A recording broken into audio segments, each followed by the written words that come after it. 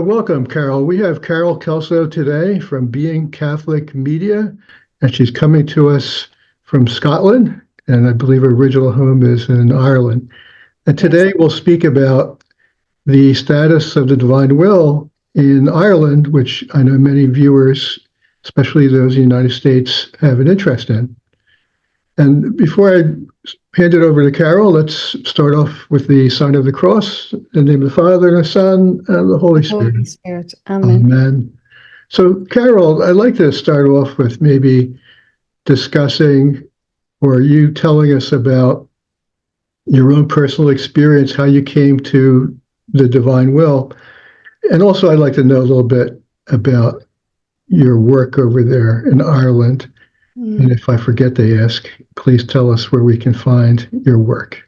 Okay. Well, thank you, Bob, for the invitation. It's lovely to finally meet you. I know I have been watching your channel, some great content around the divine will. So glad to finally meet you. Well, I guess my journey began with the divine will probably about 2 years ago. I probably had a conversion experience through Medjugorje about 20 odd years ago now, maybe 22, 23 years ago.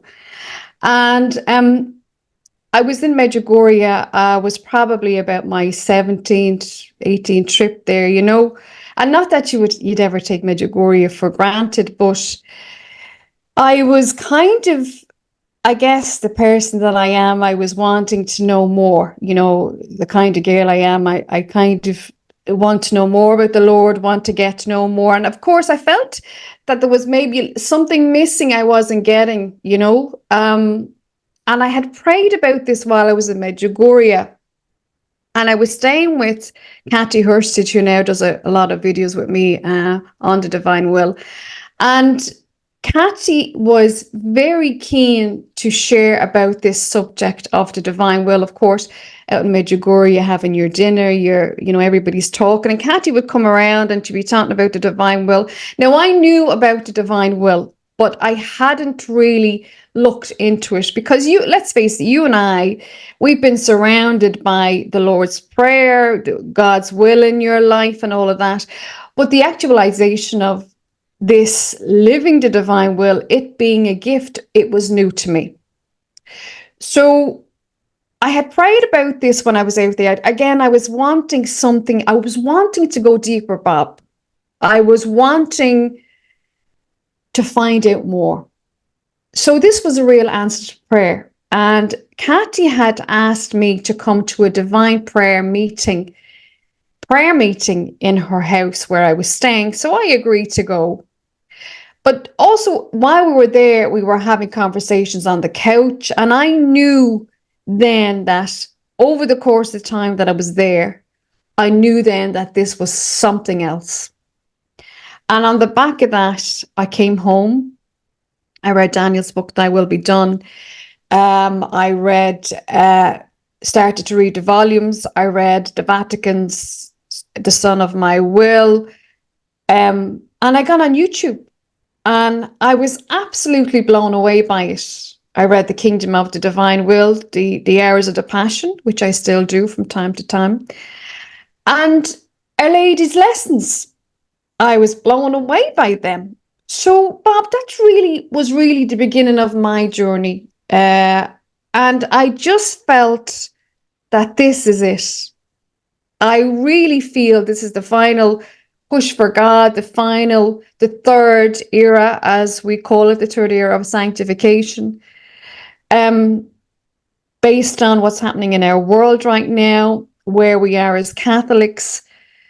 But more importantly, I felt when I read the writings of Louisa and what the Lord was trying to tell us, and indeed our Blessed Mother, for me, the writings were so sublime. They were so beautiful, so beyond us, so heavenly. Our Lady talks about being imbued and all of this. And I'm looking at this going, either this is for the birds or this is something to behold.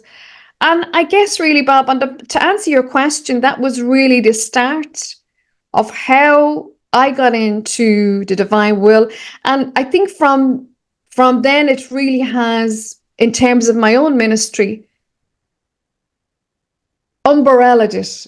It kind of has been the driving force as well of my, I guess, ministry has been very much Marian focused, but with a Marian influence. But the divine will has really, I guess, enveloped us in terms of the content that we do, and we bring everything, if we can, into the divine will. So, you know, it has been a ride. It still continues to be a ride. You and I both know it's a subject that we'll never fully grasp, we'll never fully understand.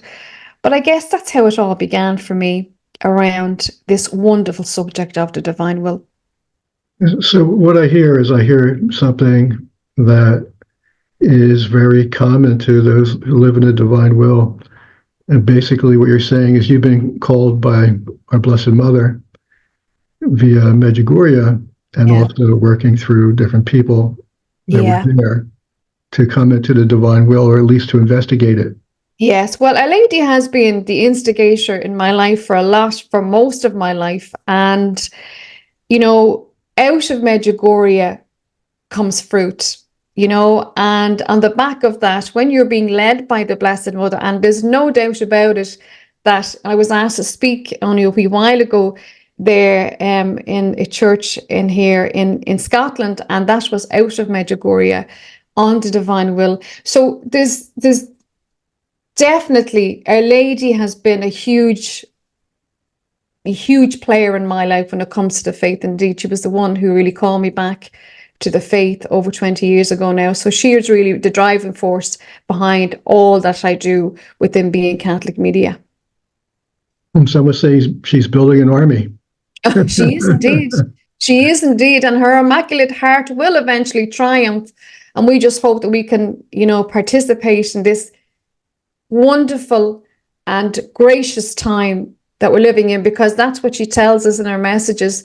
She tells us that we are living in a time of grace, great grace, where she's still appearing to us. This is definitely a great time to be alive. It is indeed. It is indeed. And you know, we just had a conversation before we came on to record this. You know, some people will look out the window and think, look, this is not a great time to be living in, you know, the apostasy and so forth. But I still feel that this is when the Lord is sorting out the wheat from the chaff. And with the usher in of the divine will, sure, look at who wouldn't want to be part of this third era. Yes, there's many spots in the 9 choirs of the divine will that need to be filled. There's a lot of empty spots right now. Yeah, so I want to be in one of those spots, no doubt about it. I like to sneak in there in the bottom if I can. Yeah.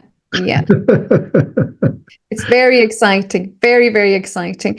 And as I was saying, I do feel that an awful lot of Catholic podcasters, the world has become, the media world around Catholicism, around Catholic podcasting is getting very, very smaller. Is getting smaller. So, and you know, Our Lady wants collaboration. We need to collaborate, because we learn from each other. When we work together, we can help her achieve what she needs to achieve and what she hopes to achieve, which she will achieve, which is the triumph of her Immaculate Heart. So it's a great time to be living in. Really, really is. So I've been kind of inspired to look at Ireland, and it happened in a very mundane manner, at least started off that way. I was looking at my YouTube channel statistics, and I noticed I had more viewers in England than I did in Ireland. And I thought, wait a minute, shouldn't there be more Catholic viewers in Ireland than England? And so I looked at that. The demographics kind of hold to that, but still, I'm kind of still interested in Ireland. Can you tell me a little bit more about the divine will in Ireland? I'm familiar with certain people that are promoting it there, like, of course, Francis Hogan and Craig Dunn. Yeah. But has it spread there? What's the status of it there? Well, you know, Ireland is I think is in a challenging time, and it is it is going through a great time at the same time.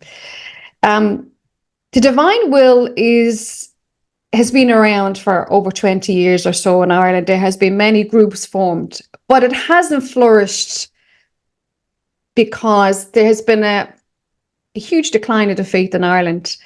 And for you, we just having a conversation with Robert Nugent about that there last week. You know, it's Ireland is in the cusp of huge change. And yes, people have embraced the divine will, but there has been huge apostasy in Ireland. You know, there's been a huge decline of the faith. And I think we talked about this earlier about, you know, the divine will be only open to those who are steeped in their faith, who are really knowledgeable about it, and who want more, who are hungry for it. So the divine will, I guess, to answer your question, is in Ireland, but it's not, in my opinion, not yet taken off. For me, it's still at the very, very grassroots beginning. So there's a lot more work to be done in Ireland around that. I think there's a lot more work to be done in the faith in Ireland. But there's lots of great stuff equally happening in Ireland. We have men's rosaries going on now in various parts of Ireland. So, you know, on the back of such great apostasy, there's lots of great things happening as well, you know. But in terms of the divine will, I really still think, yes, there's interest in it, but I still think we have a bit to go. And hopefully with the likes of my channel, your channel, and please, more awareness of it, Ireland will begin to embrace this this great gift that we have. Because the Irish have a unique history around the faith. We have Knock, which I think will play a huge part in the divine will. So, you know, moving forward, our hope is to do more in Ireland, maybe even try do more events in Ireland. So I guess to answer your question, yes, it's there, but it's a huge, you know, I was saying, like we talked about earlier on, you know, priests have to, not a lot of priests know about the divine will. So trying to get them to embrace it can be challenging because there aren't that many priests, that not as many as there used to be. So I think it's a holistic thing that needs to happen. I think more priests need to consider it, more need to take a look at it. And at the same time, it needs to be the laity, the likes of people like myself and yourself, who will, you know, try and propagate the message of the divine will, because I think Our Lady talks about it will be the laity that will, you know, bring this home. But I think it will be down to the likes of myself and yourself, Mark McLean, and the likes of Robert Nugent, you know, these ministries that will help the divine will and get the message across and what it's all about. I'll tell you a little anecdote that kind of aligns with what you're saying. So I was watching this video, and I'm not even sure how I stumbled across it, but these were, I think that they were 3 people from India who were Catholic doing a corner ministry. And it was in a large city. I think it might have been Dublin. Mm-hmm. And they had banners and they had some pamphlets to hand out. And of course, they were speaking to people as they passed by. They were actually attacked twice. Yeah. One verbally and one actually physically attacked, where some very large individual grabbed the banners and, you know, threw them to the ground, and grabbed the pamphlets and threw them to the ground. And I was thinking that's something maybe 20 years ago would probably never happen there in Ireland. Was this a Catholic ministry? Was it a Christian or? It seemed like it was Catholic. It seemed like they were Indian. No, there's a lot of Catholics in India. Not the majority of the population, a very small portion, I think 1% of the population. Mm-hmm. But the population is so big there's a lot of them. So yeah. They seemed like they were Catholic, and they were doing a ministry there. Yeah. And it really wouldn't matter if they were Christian or Catholic. The point's the same, that they were attacked, and they were not received very well there. I know the landscape. Yeah. You know, the landscape is changed in Ireland. There's no doubt about it. Dear friends of mine have a ministry every Friday, a Catholic ministry, where they give out rosary beads, and try and obviously propagate the Catholic message. and they are verbally abused all the time. This is, the landscape has changed since we had the abortion referendum. I think something in the Irish psyche changed. Something else moved in. But on the back of that, I will say, there are other great things happening in Ireland, but there has been a huge change. And like I say, Our Lady's coming not because things are great, she's coming because things aren't great. And we talked about, obviously, the riots that happened in Ireland just last November. I was in Dublin at the time. I was flying. I went home to see my family. I was only there for a couple of days. And I was flying out the Thursday, and I was going to go into town, what we call town, which is Dublin, I'm from the heart of the city on the north side. And where these riots broke out is where I am from. We also have in O'Connell Street, we have a picture of our Lord. His hands are open out, his Sacred Heart. And that night, that evening, people were stabbed in the streets of Dublin. Children, 5 people, I think, were involved. And I tell you, Bob, this was so unique to Ireland. In my time I've been on this planet, that has never happened. So you can imagine, I flew home that Thursday. I was going to go into what we call town that day, but I decided not to go in because my flight was in the middle of the day. So I thought I might, because I used to go to Mass in the Pro Cathedral quite often. But to see those scenes happening, I can't tell you, was just heartbreaking. To see my country. This happened to my country, Dublin, my hometown.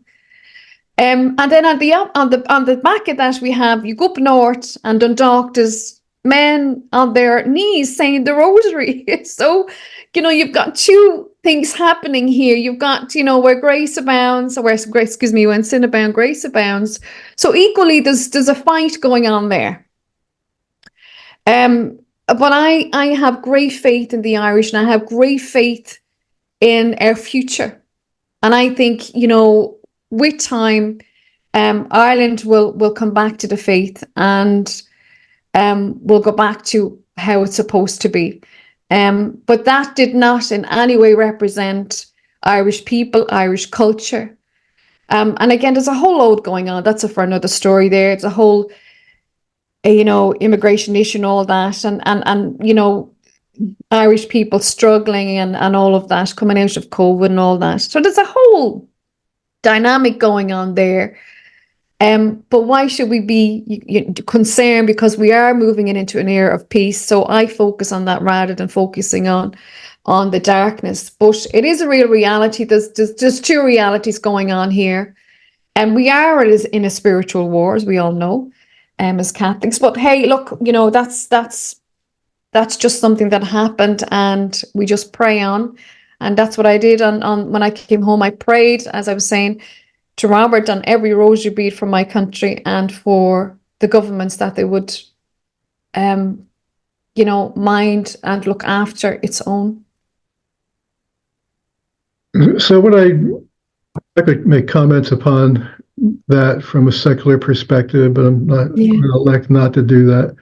So what I really see more from a spiritual perspective is I look at a country like Ireland, which had such a key role in spreading the faith. And also, and forgive me if I'm treading on someone else's soil, but also in France, we have a similar situation with basically a desolation of the faith there.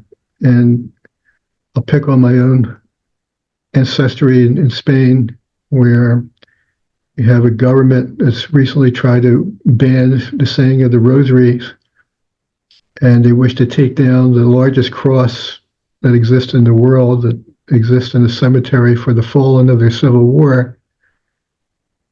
It seems like the greatest depth of evil is attacking those countries that has significant roles to play in spreading the Christian faith. Yeah. And of course, France is considered the eldest daughter of the church, and Spain propagated the faith into the New World, and Philippines and so forth. And Ireland basically saved the faith during the Dark Ages with its monks. Yeah. So I see that occurring, and even in Italy also, I see the apostasy occurring within the hierarchy as well, not just in the laity, but it's also in the hierarchy, where we have people that have lost the faith and they're going in a different direction. So it seems like there's this re-leveling that's occurring in these countries, and I'm not sure I understand why, but I know it has to do with God's providence, where he's going to rebuild and restart anew from what I would say is a decimated spiritual society. Now, there are pockets that exist that are, I guess, they're very robust, and that's because, as you say, that grace abounds where sin abounds. And that's very true. So, and that's the way that I believe it will spread. Through these type of ministries, such as the divine will, the divine mercy is also important. But I like to see actually more YouTube channels that promote the divine will. And I know there's some that are worried about errors being spread by people who may not be that familiar with it, but I'm kind of lean towards Father John Brown when he's fantastic. Oh, he's wonderful. He said, I don't really care so much about that. Just get out there and promote it. He's very straightforward. I mean, he's probably one of the best teachers I've listened to. I think the way he simplifies everything and unpacks everything here. And actually, I came to know him through your channel, Bob. So I think he's absolutely excellent. But I think there are a lot more channels coming on board now. So we need, like I say, I think there's a lot more collaboration going on as well between various channels, because, it is the fulfillment of the Lord's Prayer. So, I think it's just a matter of time before people will begin to listen to the message of the divine will and see the fruits of it. Because, when you live in the divine will, your life does change and change for the better. And there's so much growing and so much learning in it as well. So, it is an exciting time to be living in. It's an exciting movement to be involved in. And for me, the meaty conversations in the divine will, you can't beat it.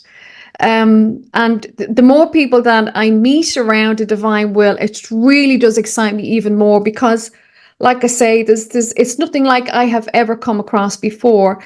And like I say, from somebody who likes the saints, and particularly who read Faustina, when you read the likes of these saints in light of the divine, well, you see how it's laced within all of these, particularly in the divine mercy. It's all pointing towards the divine will. So it is something that has been confirmed. It's not something we should be afraid of. It should be something we really, really need to embrace. And yeah, I absolutely love it. I'm so delighted, and like I say, I feel so privileged to be able to be living in these times and to be learning so much about particularly more about Our Lady and how she was chosen and all that. So that really excites me. Yeah, the divine mercy and divine will are tied together. Oh, very much very strongly. Even Faustina talks about the divine will. And that's something that I've seen also that I probably wouldn't notice until I became involved in living in the divine will. Yes. That there's other saints and other people that have talked about the divine will that I would have never noticed. I would have thought, well, okay, they're talking about the divine mercy, divine love, divine will. It's all the same, just basically relating it to the divinity. Yeah. but actually there's something there, that's pointing us to God's divine will that's being given to us these days through Luisa Picaretta. Yeah. Yeah. And with Faustina, the divine mercy, it's a necessary precursor to the divine will. Actually, Yeah. the divine will is the glory of the divine mercy. It all stems from the divine mercy and divine love of God. It Yes. proceeds from that. Mm-hmm. Mm-hmm. And there's some resistance to it because of a number of reasons. That one is the number of volumes, and people, they'll play mind games on themselves to avoid having to feel the necessity to read those volumes because it is a lot. There's a lot of reading. There's other ways to get into it, though. You can start looking at videos. That's the way I started. Yeah. Yeah. Yeah. Maybe some Yeah.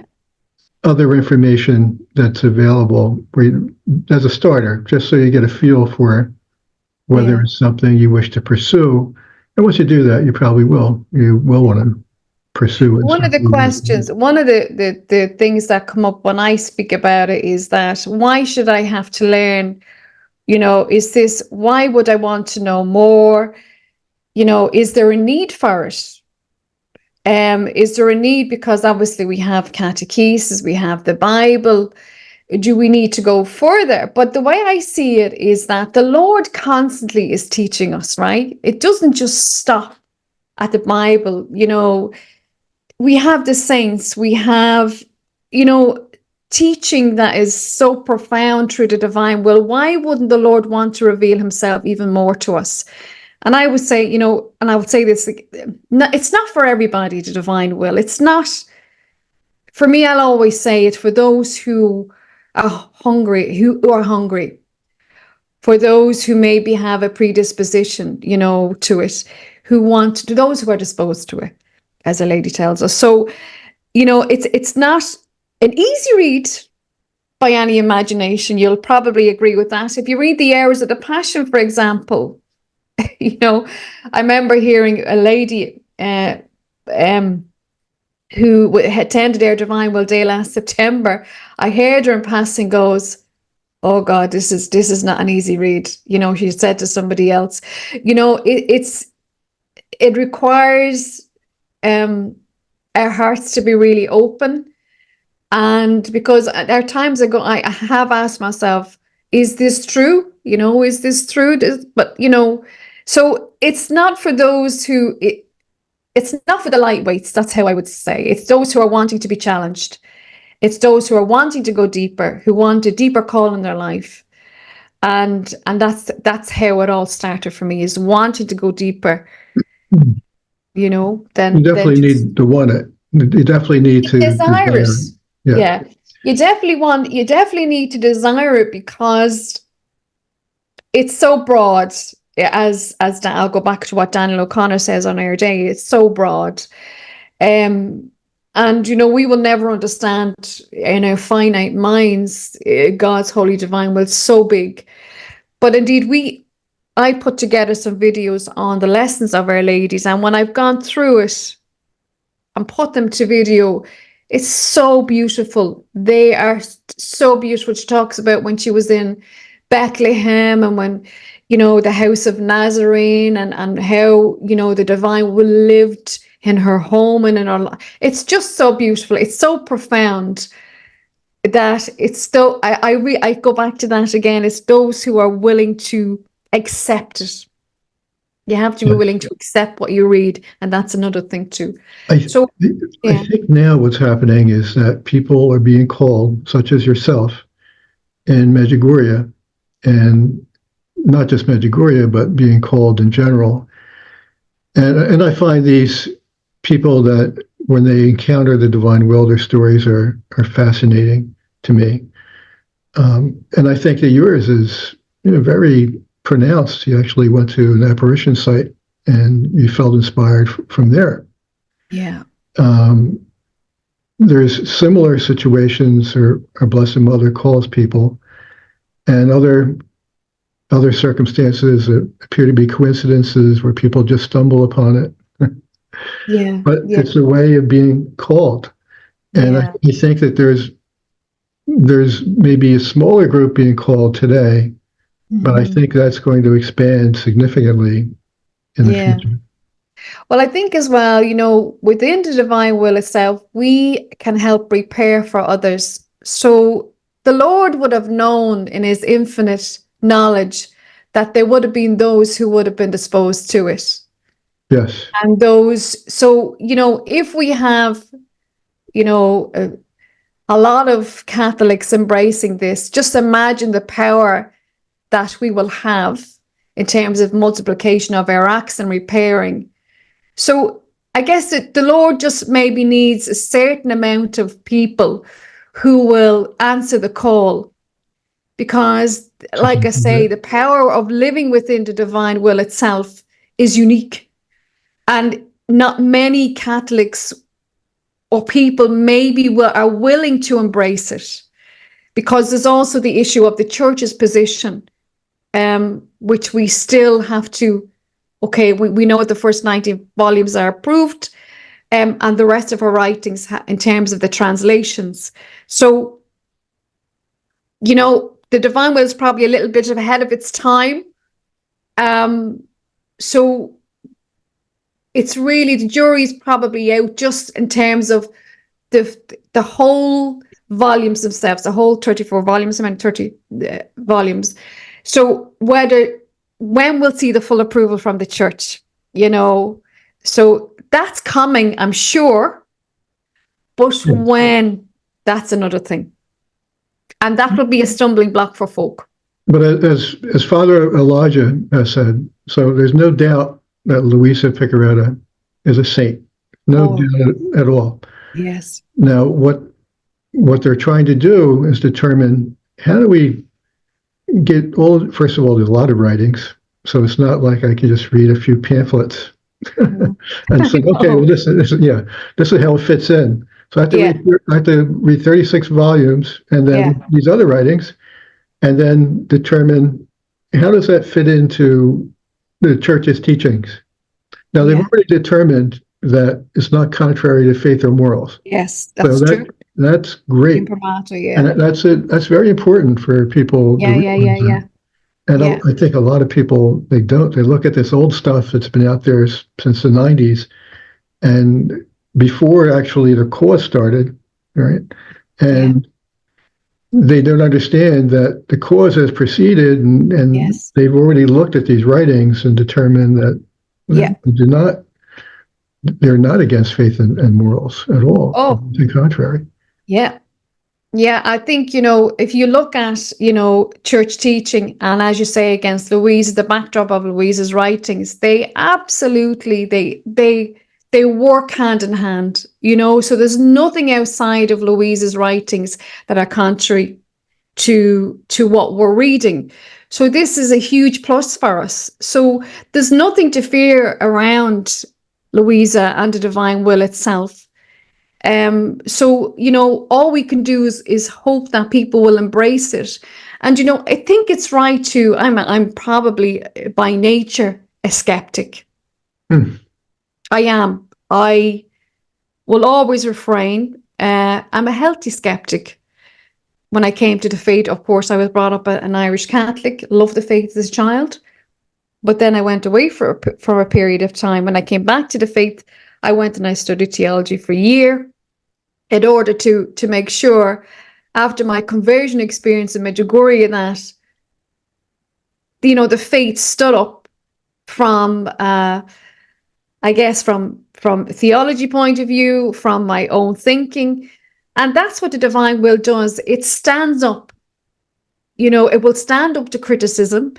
Um, and when I needed to be convinced as well, when I read the divine will, that this was something to really look at. And like I say, it is something that is so unique for our times that you can't but believe it's true. So based on my own, I guess, my own discernment and my own judgment, looking at what the church teaches, catechesis, the Bible, there is absolutely nothing that Louisa says that's contrary to any of that. So Yep. we have everything to embrace. You know, there's nothing to fear.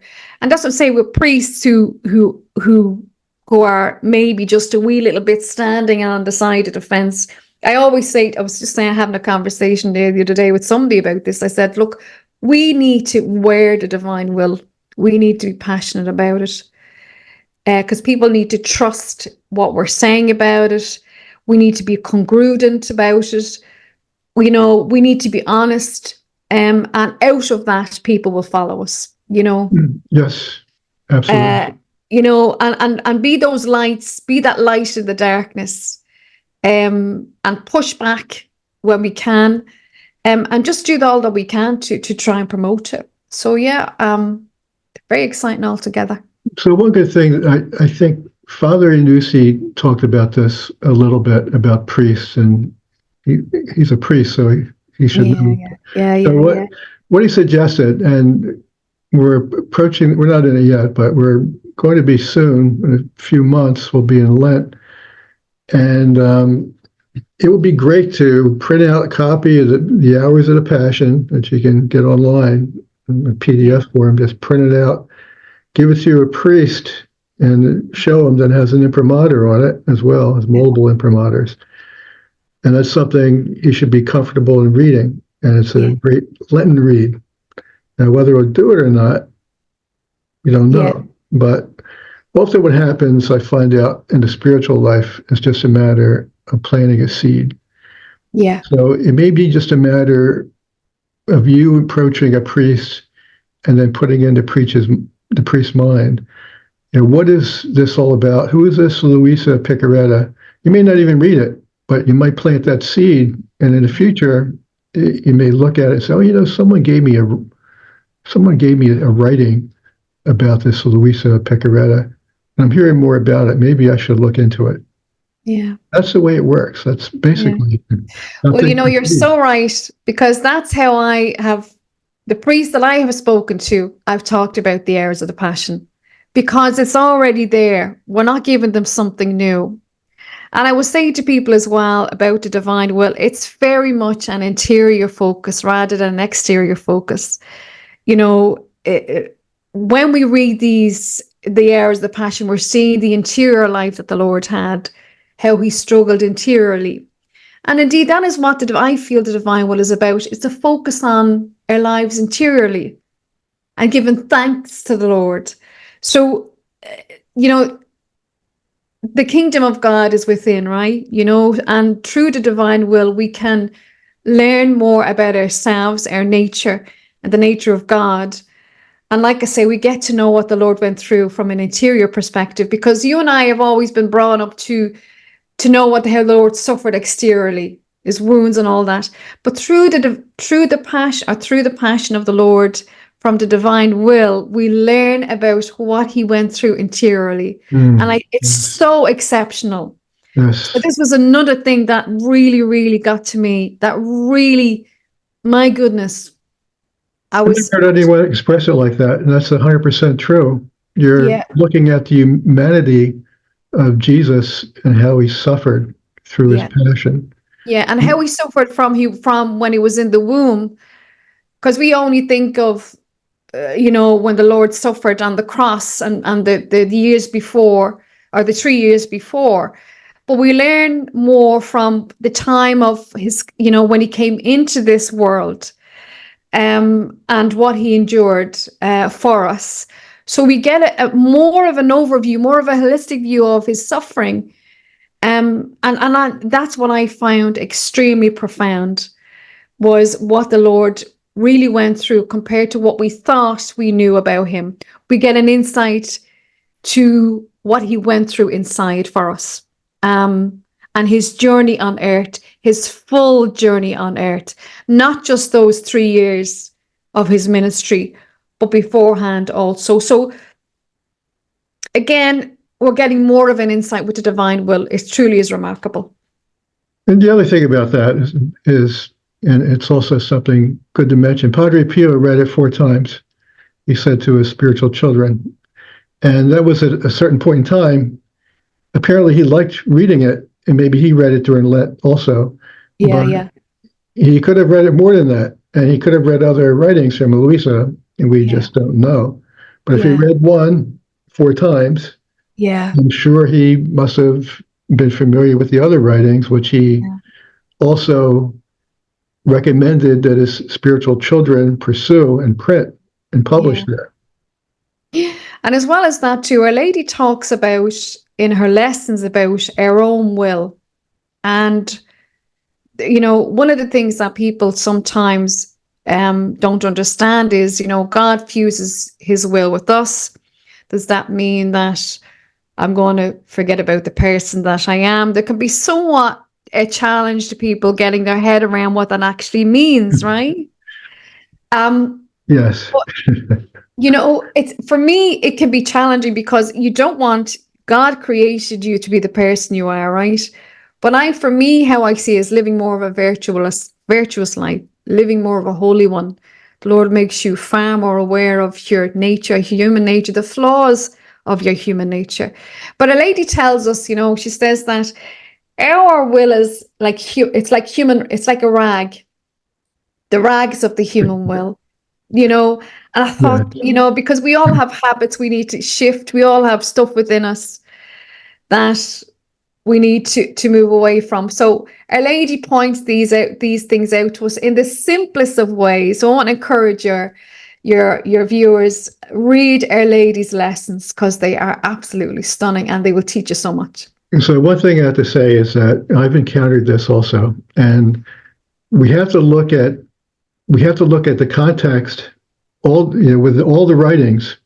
So and people are doing this who wish to attack the divine will. They're saying that the human will is, a great gift. When you're saying here, it's we're going to lose our human will. No, we're Yeah, not going to use our human will. yeah. Our human will still stays with us. We're sharing in God's divine will. That's a better word, sharing. Yeah, and the thing is about I just read something recently, and I think it was in volume 33. It was where Jesus says that the free will is a great gift for man. And without the free will, we would be like robots, basically. He didn't use it, I'm Yeah, paraphrasing. yeah, We would be yeah. like robots. And I think his terminology was loving is not like breathing, where you must breathe to get the breath, and you must use the free will to love. And if you don't use free will, it's not really love, basically, is what he was saying. So the Mhm. free will is a very great gift, and we don't lose it. It actually becomes actualized in the divine will. And that's one stumbling block I think people don't Yeah. realize, because they look at certain segments of the writing, and what's being said there is that we should not follow the inclinations of our own will. That's why the human will by itself and working on its own is a rag. By working in unison with the divine will, it becomes actualized and gets to share in the many gifts from God Mhm. while we work our will, while Mhm. we work within our will Mhm. and Jesus's will as well. In other And words, how, we're yeah, working together with God's will, but we never lose no. human And I will. think, yeah, and I think sometimes that's where there can be a challenge in trying to unpack that with individuals because there is that issue of free will, which is a gift to us. And we need to exercise it. We need to exercise it in discernment. We need to exercise it in our lives. But when we see it through the lens of the divine will, through the lens of what the Lord wants for our lives, we examine ourselves in a better way. You know, what I'm continuing to learn, and I will say this on the videos that I do, that is that you become far more conscious of yourself, your behaviors, how you act, and also be more gracious, more thankful for your life, more thankful for the suffering. Who would ever thought you'd be thankful for the suffering? Where you learn to accept. And I think that's probably one of the greatest gifts for me in the divine will is that I've learned to be more accepting. Yes, yeah. And you get to the point where the sufferings become less of an impact on you. And I think God, what He does, He gives us the grace to do that. And also, I think that the sufferings actually become, in a way, something that we just begin to accept, Mm-hmm. and we're not resistant to it. Where without this gift, I think we tend to be horrified by the sufferings and greatly impacted. Yeah, We're less yeah. impacted. And it's all because we're sharing. Once you begin sharing in God's will, you share in His other attributes as well.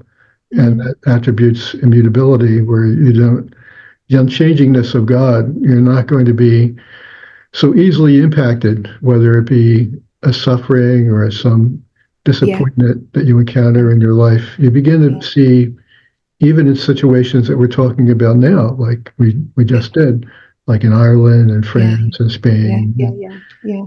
you begin to see God's providence, and you begin to see that God's will is being exercised. You may not understand it, and you may wish from your own perspective that it be different, but you begin to see that God is operating. You see God's hand in what's occurring.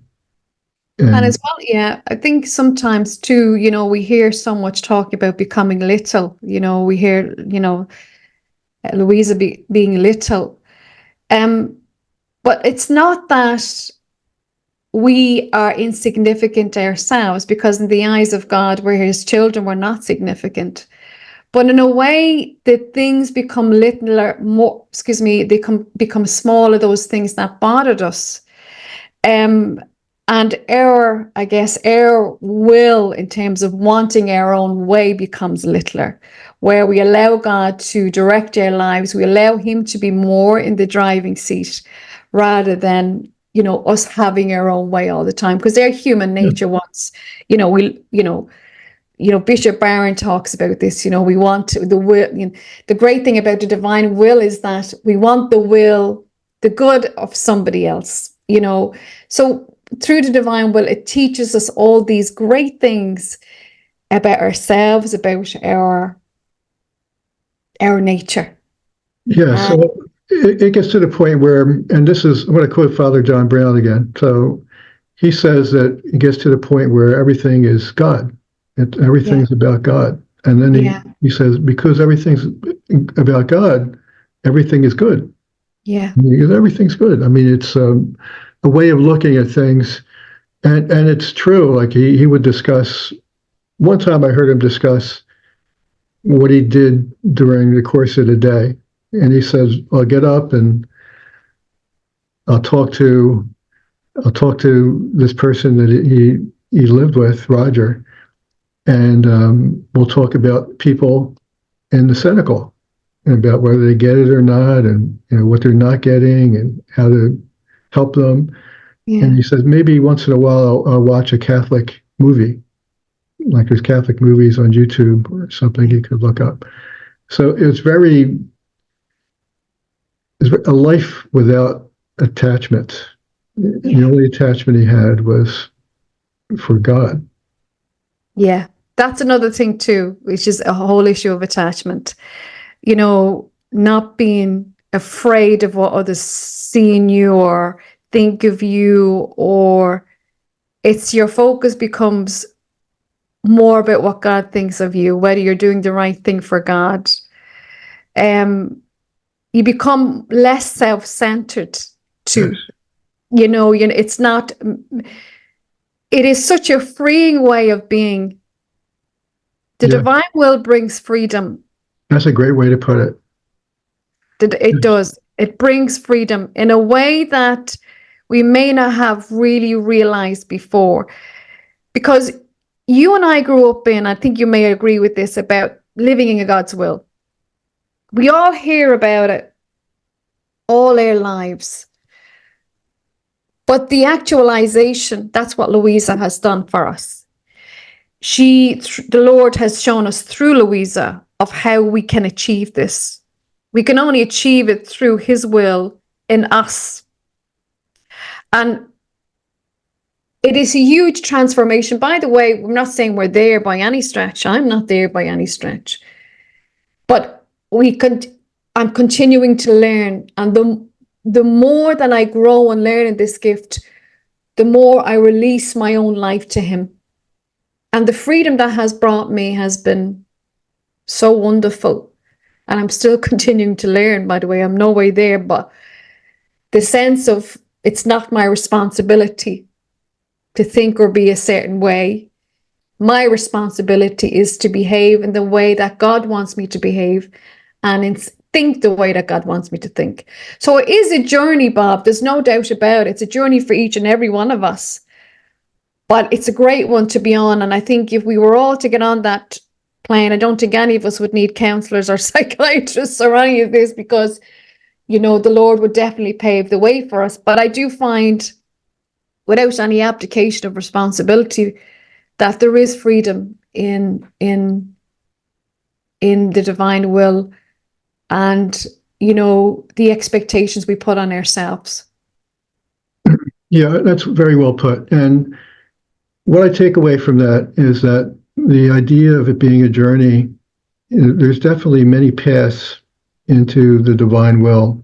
There's many ways of being basically called initially, but also once you start living the divine will, there's many paths in order to advance.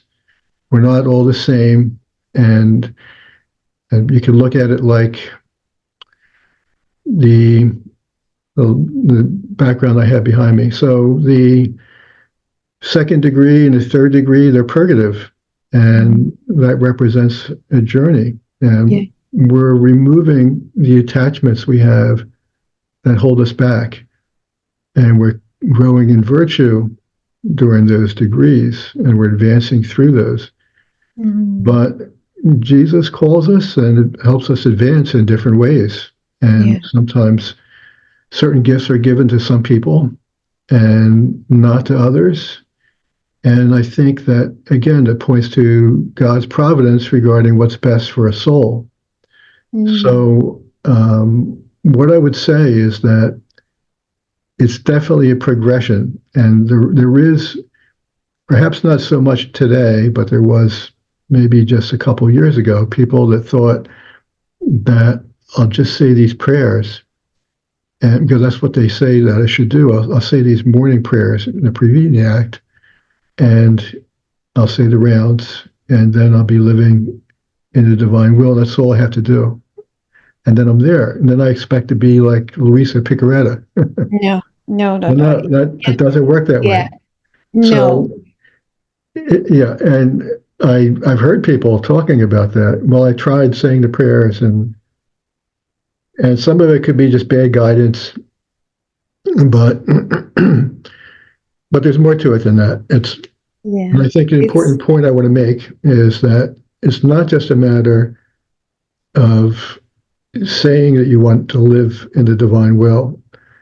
You have to actually live it. You have to live in the divine will, and that means you need to dispose yourself, which is something that you mentioned as well. It's a two-way street. It's not one way. And we have to participate. I heard that recently. We just receive, or we receive. No, you don't just receive. No. And one of the analogies I like to use in my videos is that God's not going to put the remote down for you. So TV is a big attachment. Yes. It's not going to take the remote out of your hand. You have to do that yourself. You have to dispose yourself. So I'll give I'll indict myself a little bit. So when I started living in the divine will, I liked football, European football. And I would watch just only 2 games a week. I'm thinking, that can't hurt, 2 games a week. But it was an attachment. Yeah. And it was a big deal for me when I said, I'm not going to watch it anymore. And after doing the divine will for a while, and this is another obstacle for people, they look at it like, well, I don't want to give this stuff up. I like football. It doesn't hurt anybody watching football or whatever you're doing. Maybe you're watching soap operas or something like that. And it doesn't matter what you're watching on TV. And you might have other attachments. I listen to music like 4 hours a day, just have music on all the time. Well, guess what? That's an attachment as well. And people think, well, I don't want to give that up. I love that stuff. What happens is as you grow in the divine will, you don't really care about it anymore. It's not even a matter of just giving it up, like you're giving up something of value. You begin to look at it like it has no value, because what you're given in the divine will, the great grace that you're provided, is much more than what you think you need to give up. It's not even close. So it gets to the point where you don't care about it. Yeah. Yeah. And it's not of value. Yeah. It's not because you don't care about it because you're dismissive, but you don't care about it because it just doesn't provide value like it used to. No, it doesn't matter. No, it doesn't matter. And the people are addicted to all kinds of things, like Christmas and all that. I was saying this in another interview I did. People have the Christmas trees up 2 months beforehand now, whereas it never used to be like that, because people are just jamming themselves with everything they can get their hands on to fill that void. The materialism is just everywhere and around us. And this Christmas, I was so stripped everything back. I says, no, it's not happening. I'm not buying this. I'm not buying that. And that's what happens. You're right, Bob, is that everything becomes insignificant. You actually find yourself, looking, saying, you're actually interested in that. What, like I say, what value does that serve? When I think of the Christmas message, is what it's all about. That fills me with such joy. A spiritual life is such. It's an amazing journey to be on, coupled with the divine will.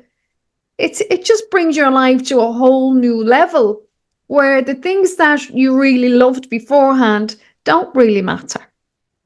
And the people pleasing and all that goes out the window. The judging yourself constantly goes out the window. So it really is, like I say, it's a new birth.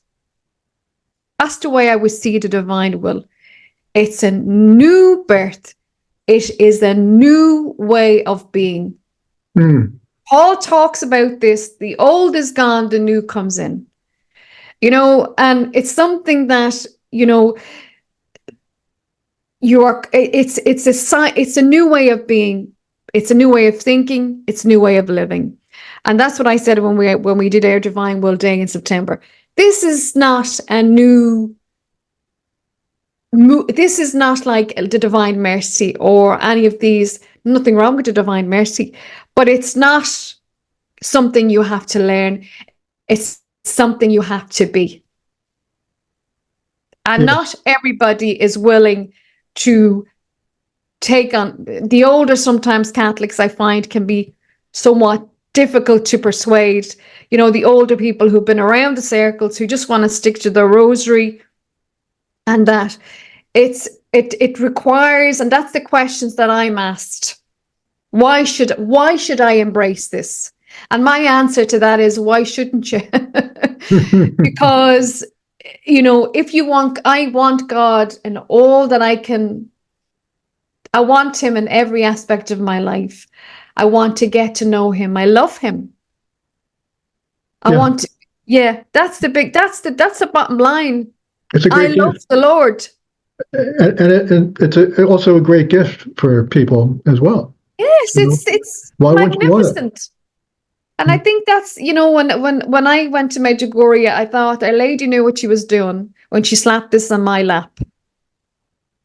She knew I would eat it up and chew it, because there's so much to chew on.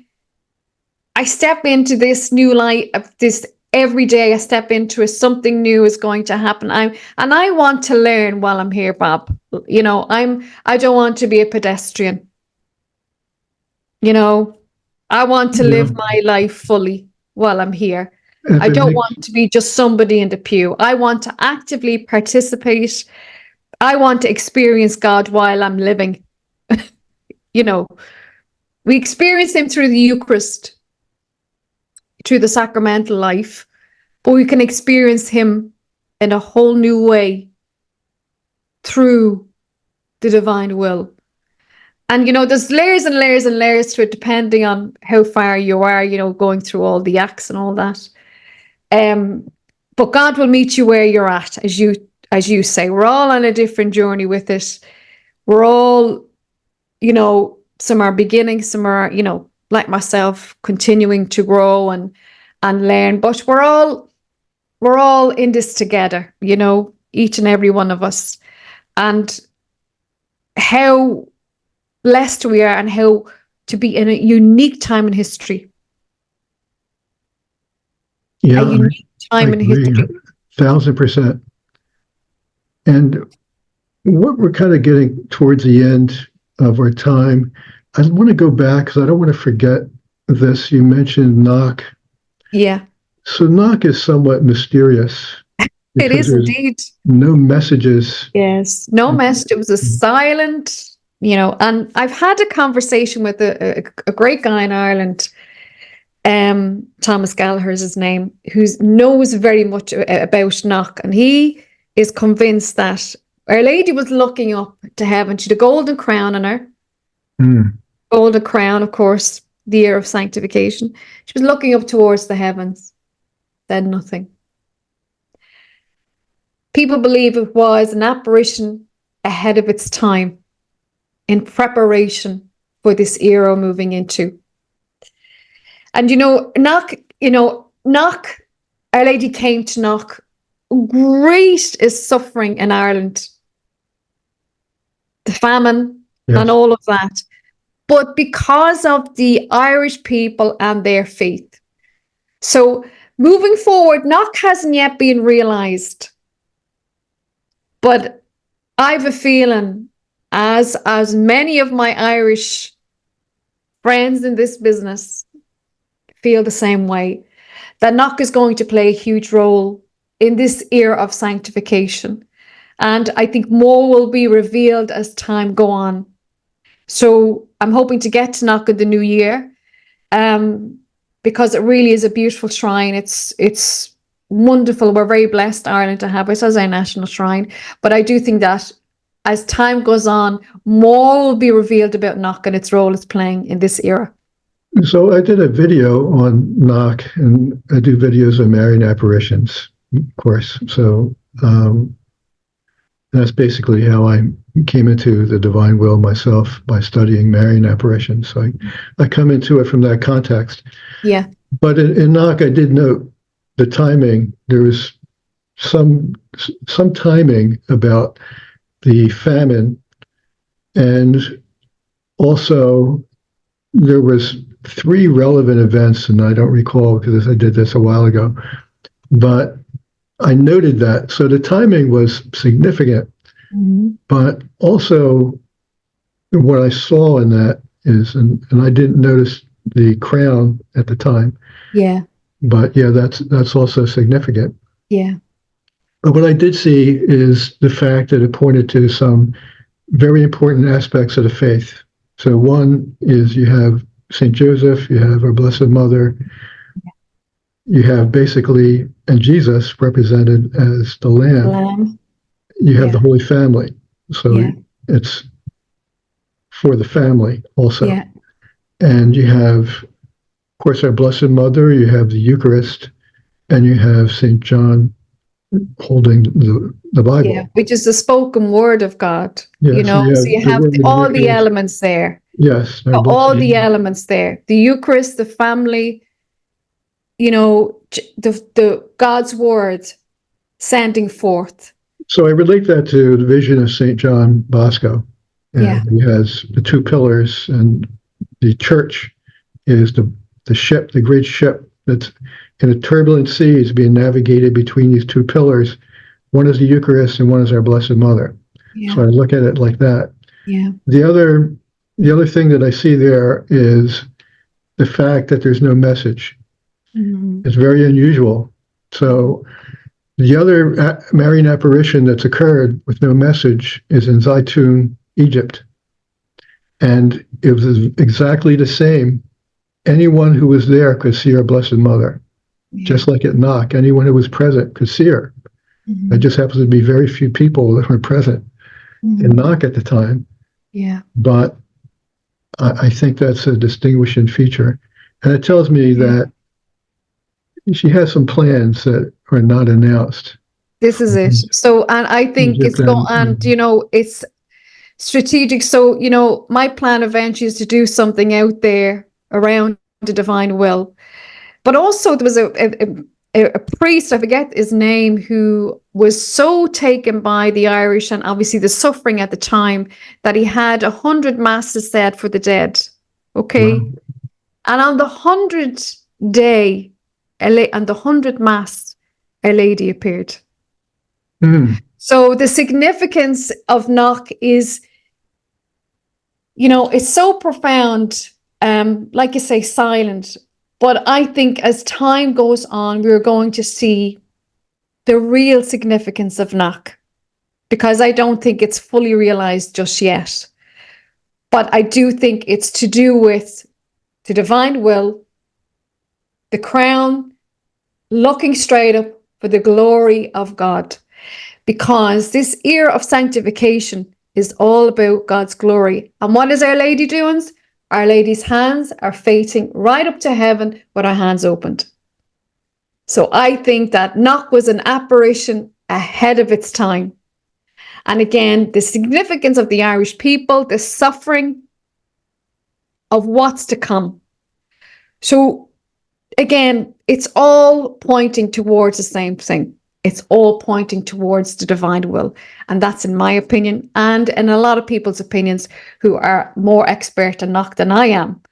But so I think this era of sanctification that we're moving into is, Bob, I think we're on the right track. I think we're on the right track. The other thing I'd like to just mention, didn't come to mind until you said something about suffering, is Our Lady also appeared in a similar manner in Khrushchev in Ukraine, where when she appeared, she'd be visible to anyone who was present. Now, she did have a message there, but she also mentioned that she was appearing there and noted the suffering of the Ukrainian people. And the suffering was very similar to those in Ireland, where they suffered a great famine, and many died from the famine in both places. And I don't think that's a coincidence. There's something happening. No. There's something key there in Rushev, and it's not well known because it happened during the time of Soviet control, and also the church there is an Orthodox church. It's not a Roman Catholic church, but I believe it still happened there, and there's a lot of documentation to support that, and it's not refuted by the Roman Catholic Church at all. So what I would say is that I look at Knock and I look at God's providence, and I believe that he has great plans for the people of Ireland. You may not be able to see that today. I've heard Francis Hogan say something along the same lines. I agree with that 100%. Ireland will be a key in the future evangelization of the world as it was in the past. And it is going to be a great contradiction to those who are happy to see Ireland go in the way that it's going today, where it's losing the faith. And that's going to be reversed, and we're going to see a quick turnaround. And its role is going to be prominent in the world regarding evangelization. I agree.